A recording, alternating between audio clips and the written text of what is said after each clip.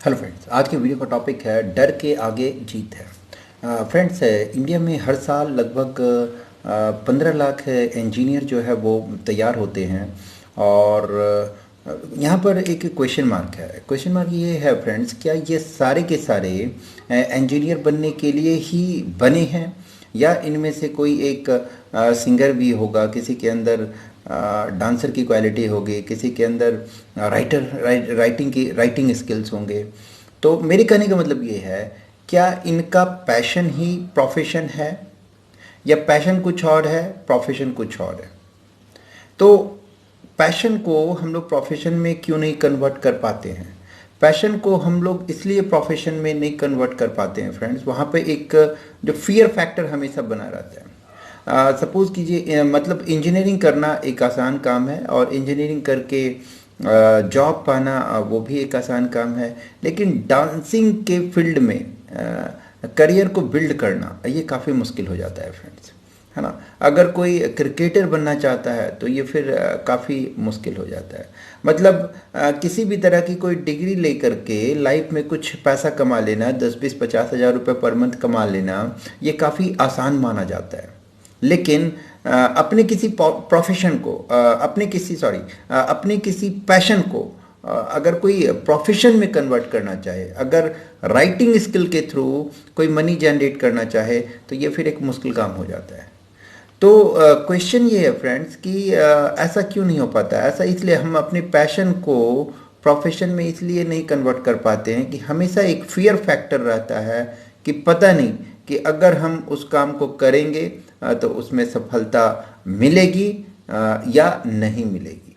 और जो माइंडसेट होता है वो बेसिकली ऐसा होता है कि उसमें फेलियर की पॉसिबिलिटी जो है वो काफ़ी ज़्यादा है। इसी कारण से पैशन को हम कभी भी प्रोफेशन में कन्वर्ट करने की कोशिश नहीं करते हैं।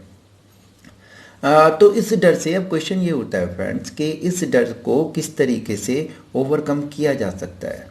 तो इस डर को अगर हम ओवरकम करना चाहते हैं तो बी ओरिजिनल, वैसे ही बन जाइए जैसे आप थे। आप कैसे थे?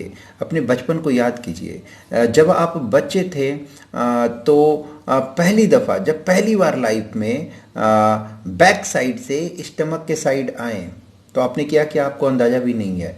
जब भी कोई बच्चा बैक साइड से स्टमक की साइड आता है तो वापस फिर वो बैक साइड नहीं जा सकता है, वापस फिर वो ओरिजिनल पोजीशन में नहीं जा सकता है। अगर बच्चे को स्टमक के साइड में माता पिता पेरेंट्स उसको वैसे ही छोड़ दें तो उस बच्चे की डेथ हो सकती है।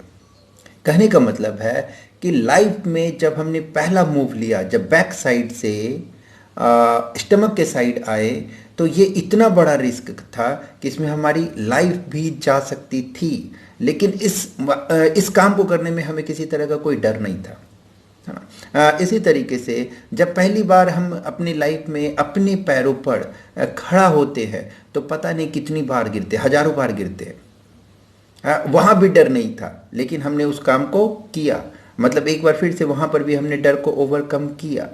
उसी तरीके से जब हम चलना सीखते हैं तो हजारों बार गिरते हैं। यानी कि जो हमारा बचपन वाला जो मोड होता है, जो जोन होता है, जो टाइम जोन होता है फ्रेंड्स, वो बिल्कुल निडर होता है।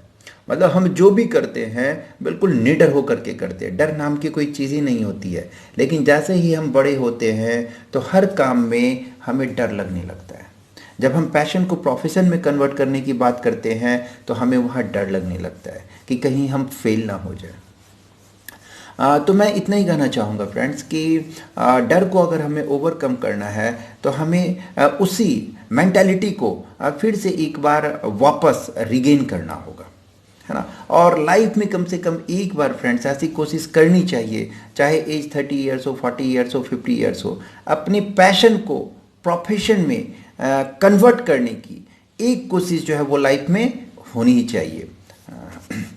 ओके फ्रेंड्स, इस वीडियो में इतना ही। Thank you very much.